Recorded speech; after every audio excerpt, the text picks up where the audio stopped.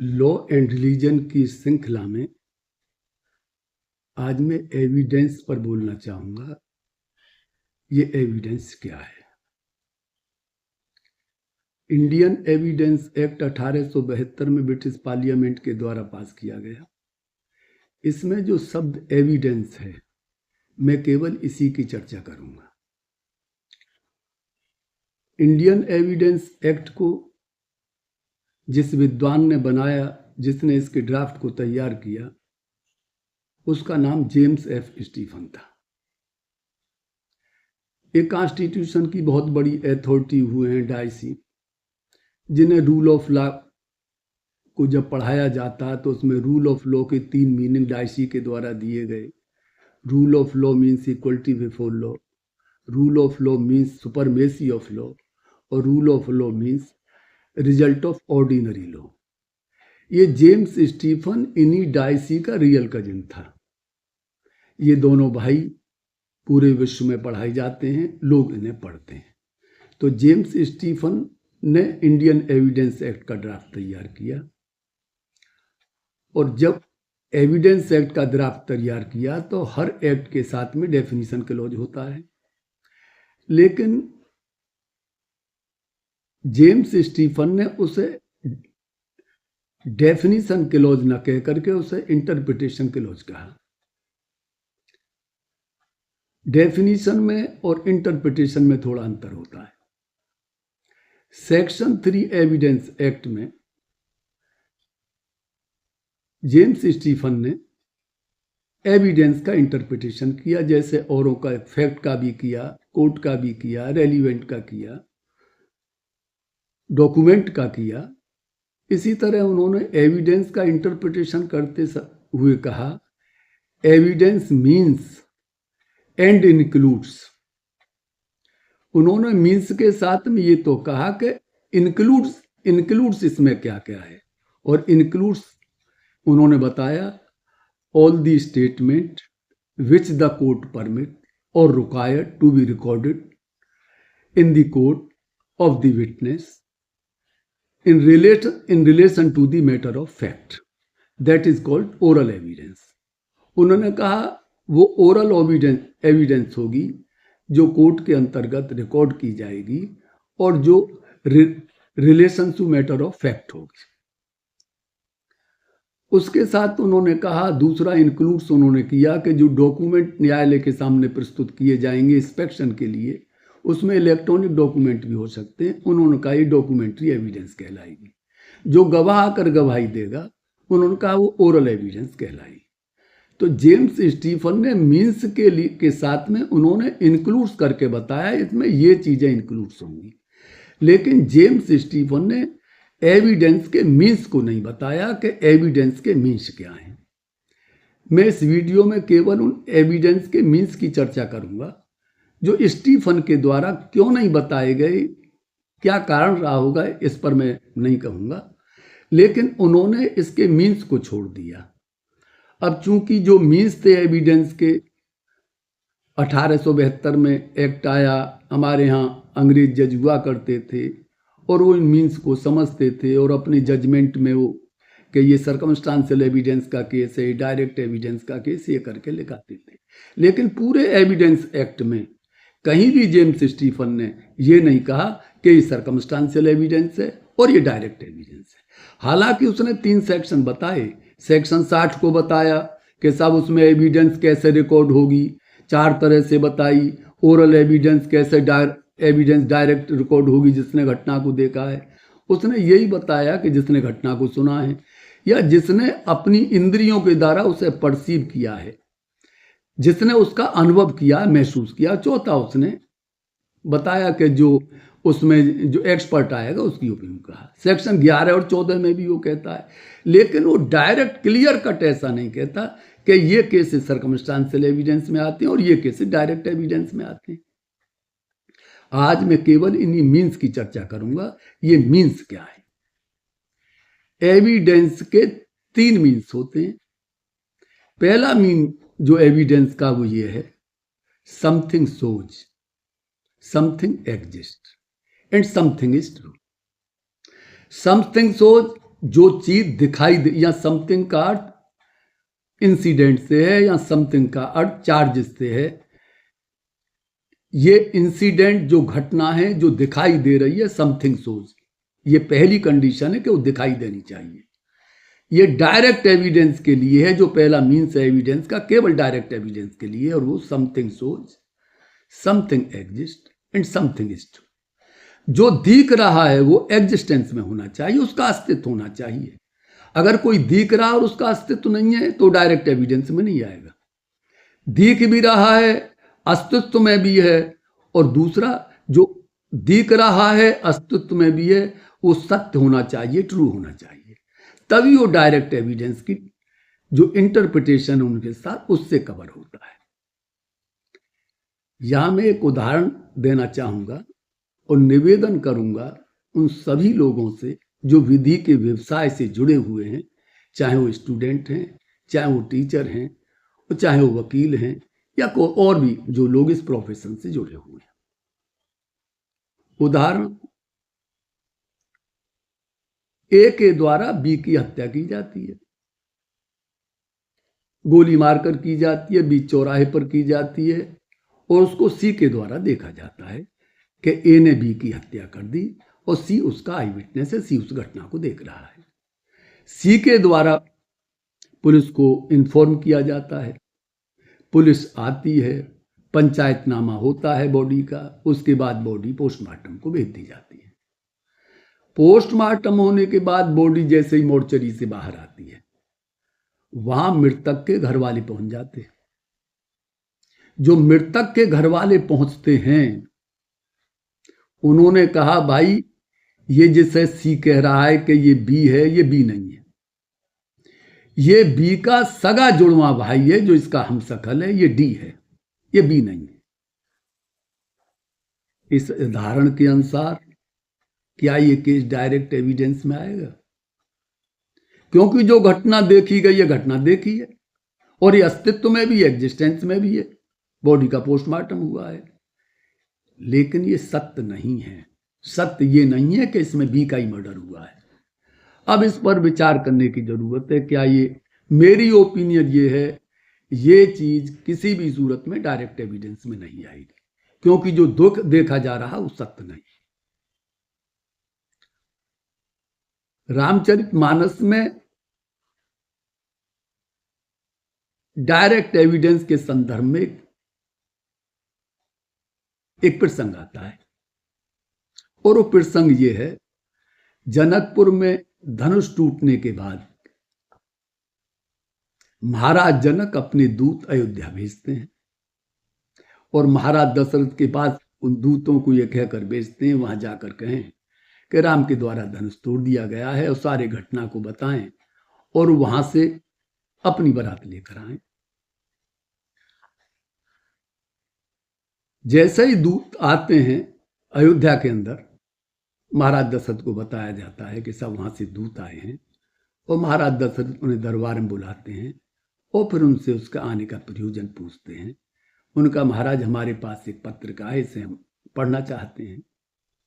गोस्वामी ने लिखा, पुनधर धीर पत्र का बाची, हर से सब जान सब साची। वहां जिन्होंने भी उस पत्रिका को जब पढ़ के सुनाया, वो सब हर्षित हो गए, और हर्षित होने के बाद उनका, इन्होंने जो बताया बिल्कुल साचा है, सच्चा है। इतना सुनने के बाद महाराज दशरथ उन दूत से कहते हैं, अपने पास बुलाते हैं। तब नृप दूत निकट बैठा रे, अपने पास बैठाया, मधुर मनोहर वचन उचारे, और कहा, भैया कहो कुशल दो बारे, तुम नीके निज नैन निहारे। महाराज दशरथ ने कहा, ये जो पत्रिका तुमने बांची है, और एक हम इसे सत्य मान के चल रहे हैं, और तुम उस घटना के प्रत्यक्षदर्शी हो, क्या ये तुमने अपनी आंखों से भी देखा है? तुमने अपने नैनों से, निज नैन निहारे, क्या तुमने अपने आंखों से भी देखा है? अगर आंखों से देखा है, अपनी आंखों से देखा है, तो हम इसे सत्य मानेंगे। उन्होंने कहा, महाराज ये तो सबने देखा है, मैंने भी देखा, हमारी आंखों के सामने भगवान राम ने धनुष को तोड़ा। तब महाराज दशरथ ने कहा, अगर तुम्हारे सामने तोड़ा है तो पहचाने हो तुम कहो स्वभाव। अगर तुम्हारे सामने तोड़ा है तो तुम पहचान बताइए राम की, उसकी पहचान क्या है कि राम ही। और महाराज जनक के दूत ने जो उत्तर दिया उसे सुन करके महाराज दशरथ मोहित हो जाते हैं। और मोहित होने के बाद वो कहते हैं इस भाषा का प्रयोग केवल महाराज जनक के दूत ही कर सकते हैं। और उन दूतों ने कहा, देव देख तब बालक दो अब ने आंख तर आवत को। महाराज तुम पहचान की बात कर रहे हो, आपके दोनों बालकों को देखने के बाद अब ये आंखें किसी और को देखना नहीं चाहती, अब इन आंखों के सामने कोई अच्छा नहीं लगता है। महाराज दशरथ उनके उस उत्तर को सुनकर के प्रसन्न हो जाते हैं और फिर उनके लिए कुछ देते हैं। अर्थात डायरेक्ट एविडेंस वही है, जो घटना है वो सत्य होनी चाहिए और पहचान के साथ सत्य होनी चाहिए और आंखों के द्वारा देखी जानी चाहिए। यही है डायरेक्ट एविडेंस। अब दूसरा मीन्स वो देता है। दूसरा मीन्स जो एविडेंस का है, there is visible sign of something. Circumstantial evidence के केस में आंखों के द्वारा घटना को देखा नहीं जाता, लेकिन उस घटना से संबंधित विजिबल साइन होता है जो दिखाई देता, और साइन दिखाई दे। और साइन क्या है? साइन है चिन्ह, साइन है संकेत। जो संकेत देता है, संकेत दिखाई देता है, वही सर्कमस्टांशियल एविडेंस है, वही वहां तक पहुंचाता है। अब एक उदाहरण यहां पर मैं दूसरा और देना चाहता हूं। मान लीजिए एक अंधा व्यक्ति है और अपने दरवाजे पर अपने 5 साल के बच्चे को लेकर गोदी में बैठा है। उसका पड़ोसी जो दिन भर साथ रहते हैं, पड़ोसी घर से बंदूक लेकर आता है और अंधे से कहता है इस बच्चे को छोड़, मैं इस पे गोली मारूंगा। और वो बच्चे को नहीं छोड़ता और उस बच्चे की वो गोली मार के हत्या कर देता है।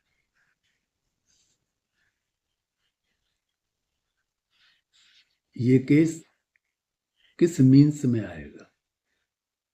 क्या ये डायरेक्ट एविडेंस में आएगा? डायरेक्ट एविडेंस में तो इसलिए नहीं आएगा क्योंकि ये ऑकुलर नहीं है, रिलेटिंग टू आई नहीं है, वो अंधा देख नहीं सकता है, पड़ोसी है, दिन भर साथ रहते हैं। ये किस एविडेंस के किस मीन्स में आएगा, ये आपको इस पर विचार करने की जरूरत है।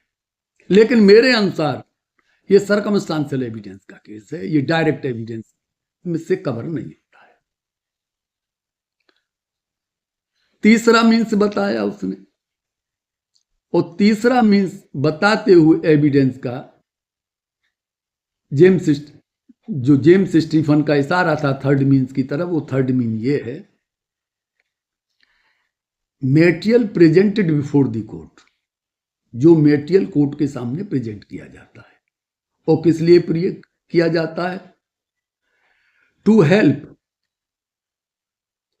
किस हेल्प के लिए? To help to find the truth and to help to reach at the correctness of the case. Correctness तक पहुंचने के लिए जो मेटेरियल प्रेजेंट किए जाते हैं वो इसे कोरोबोरेटिव एविडेंस से भी कवर करते हैं, कनेक्टेड एविडेंस से भी कवर करते हैं। लेकिन ये एविडेंस है, कोर्ट में तो एविडेंस ही पेश की जाएगी। मेरे एक बड़े ही परम मित्र हैं और वो बहुत ही मेरिट के लॉयर हैं। जब भी कोई केस बहस करते हैं तो बड़ी रूलिंग के साथ बहस करते हैं, बड़ी किताबें ले जाते हैं। मैंने उनसे पूछा, ये जो आप किताबें दिखाते हो बहस करते समय रूलिंग, ये किस प्रोविजन के तहत दिखाते हो? कोई तो प्रोविजन होगा। तो उन्होंने कहा साहब प्रोविजन तो मैं नहीं बता सकता, लेकिन यहां तो जब से कोर्ट बनी है तब से दिखाई जाती रही, और बहुत से तो न्यायाधीश अक्सर कहते हैं भाई तुम इस पॉइंट पे कोई रूलिंग लेके आए हो, तो मैंने अगर तुम नहीं जानते तो न्यायाधीश महोदय से पूछ लेते, सब किस प्रोविजन के तहत आप हमसे रूलिंग मांगते हैं। खैर, ये एविडेंस एक्ट का थर्ड मीन्स है जिसके तहत रूलिंग अधिवक्ता कोर्ट के अंदर न्यायालय के सामने प्रस्तुत कर रहा है, और हम लोग करते हैं क्योंकि ये हेल्प करता है करेक्टनेस तक पहुंचने के लिए। जिस पर बहस हो रही है, जिस पर बिंदु पर पहुंचना है, उस करेक्टनेस तक पहुंचने के लिए ये जो रूलिंग पेश की जा रही है, ये रूलिंग इसी प्रोविजन के तहत की जा रही है कि करेक्टनेस तक पहुंचा जाए, ट्रुथ तक किसी तरह पहुंचा जाए। तो एविडेंस के जो तीन मीन्स थे, और वो जेम्स स्टीफन ने इस एविडेंस नहीं बताए, और उन मीन्स को लेकर के हमारे यहाँ 1872 से जजमेंटों में लिखा जाता रहा है कि डायरेक्ट एविडेंस क्या है, सर्कमस्टेंशियल एविडेंस क्या है, और उनको आज तक परंपरागत तरीके से लिखा जाता रहा है। इसलिए आज मैंने केवल मीन्स की चर्चा की है कि जो एविडेंस के मीन्स हैं, फिर मैं दोहरा दूं, पहला मीन्स है something so, something exist and something is true. दूसरा मीन्स उसने बताया था, दूसरा मीन्स है उसका their visible sign of something, और थर्ड मीन्स के अनुसार जो material presented before the court to help to find the truth और to reach at the place of the correctness, यही तीन मीन है। आज बस इतना ही, आगे की चर्चा मैं फिर दोबारा किसी और वीडियो में करूंगा। लेकिन सर्कमस्टेंशियल एविडेंस के बारे में मैं इतना और कहना चाहूंगा कि जो सीता हरण का केस है, ये सर्कमस्टेंशियल एविडेंस का इससे बढ़िया कोई उदाहरण नहीं। क्यों सीता जी का जब हरण होता है तो रावण सीता जी का हरण करने आता, वो घटना किसी ने नहीं देखी। गोस्वामी जी ने उस घटना का जिक्र करते हुए लिखा रामचरितमानस में, सून बीच 10 कंदर देखा, आवा तुरंत जति के भेसा। जब वो देखता है कि सीता जी के आसपास कोई भी नहीं देख रहा है, और तब वो सीता जी का हरण करने के लिए आता है। और गोस्वामी जी ने रावण की स्थिति का वर्णन करते हुए कहा, जो सीता जी का हरण करने के लिए आता है, जाके डर सुर असुर डराही, निस्न नींद दिन अन्न न खाई, सो दस्सी स्वान की नाही, इत उत चितई चला भड़िया। गोस्वामी जी ने रावण की स्थिति का वर्णन किया कि जो अपने को त्रिलोक विजयी कहता था, और इतना उसका आतंक था कि देवता लोग रात को भोजन नहीं करते थे, नींद नहीं, रात को सोते नहीं थे और दिन में अन्न नहीं खाते थे। ये उसकी स्थिति थी, ये उसका आतंक था। लेकिन जब सीता जी का हरण करने के लिए आता है तो गोस्वामी लिखा, उसकी कुत्ते जैसी स्थिति। जब कुत्ता घर में जाता है कोई चीज उठाने के लिए, रोटी वोटी के लिए, तो चारों ओर देखता हुआ चलता है, मेरे ऊपर किसी की दृष्टि तो नहीं है, मुझे कोई देख तो नहीं रहा। ये स्थिति रावण की थी, और रावण सीता जी का हरण करके ले जाता है। इस घटना को कोई नहीं देखता है, और बाद में इसके संकेत मिलते हैं। और संकेत क्या मिलते हैं, वो साइन क्या मिलते हैं? जब उसने देखा सीता जी को विलाप करते हुए गीधराज ने, और गीधराज रावण के ऊपर अटैक करता है। गीधराज सुन आरत बानी, रकुल तिलक नार पहचान। जब वो विलाप करते हुए जा रही थी तो गीधराज ने जाना, अरे ये तो भगवान श्री राम की पत्नी है, ये तो दशरथ की पुत्र वधू है। और गीधराज रावण से जाके भिड़ जाता है, और गीधराज जटायु रावण के लिए पुष्पक विमान से नीचे गिरा देता है। और तब रावण खिसियाता है, और रावण खिसियाने के बाद अपनी कृपाण निकालता है, और उसके बाद वो जटायु के पैरों को काट देता है, और जटायु जमीन पर गिर जाता है। तब वो सीता जी को लेकर चला। आगे के लिए जब पहुंचता है तो किष्किंधा पहाड़ के ऊपर से गुजर रहा होता है, और सीता जी विलाप करती हुई जाती हैं। सीता जी ने देखा इसके नीचे कोई बैठा है, बहुत से लोग बैठे हैं, तो सीता जी ने अपने वस्त्रों को गिरा दिया था, और ये कहते हुए विलाप करते हुआ था कि अगर भगवान, यदि राम यहाँ पर मुझे खोजते हुए आ जाएं, तो आप लोग इन वस्त्रों को दिखाकर इतना जरूर बता दीजिएगा कि मुझे रावण हरण करके ले जा रहा है। और जब राम और लक्ष्मण किष्किंधा पर सुग्रीव के पास पहुंचते हैं, हनुमान जी के द्वारा ले जाए गए, तब उन्होंने बताया कि आप किस लिए आए हैं और किस आपके ऊपर कौन सी एक परेशानी है। तब उसने कहा, सब सीता जी को जो रावण ले जा रहा था हरण करके, मैंने देखा था, वो ऊपर से उन्होंने वस्त्र गिराए थे, उन वस्त्रों को वो लेकर आता, उसने संभाल के रख रखे थे, और जैसे ही वस्त्रों को भगवान श्री राम के सामने को दिखाता है, भगवान श्री राम पहचान जाते हैं कि सीता जी के वस्त्र। तो एक संकेत मिला जटायु के माध्यम से, एक दूसरा संकेत मिला जिसे साइन कहते हैं सुग्रीव के माध्यम से, और उसके बाद में फिर हनुमान जी महाराज लंका पहुंचते हैं और अशोक वाटिका में जाकर के सीता जी से उनकी भेंट होती है। यह है सर्कमस्टांशियल एविडेंस, जहां एक दूसरे से कड़ी जुड़ती हुई चलती है। और आज तीनों मीन्स में की चर्चा मैंने की। अब आगे की चर्चा मैं किसी और नए दूसरे वीडियो में करूंगा। आज बस इतना ही। ये वीडियो यदि आपको पसंद आया हो तो आप इसे लाइक करें, चैनल को सब्सक्राइब करें। आज बस इतना ही। धन्यवाद।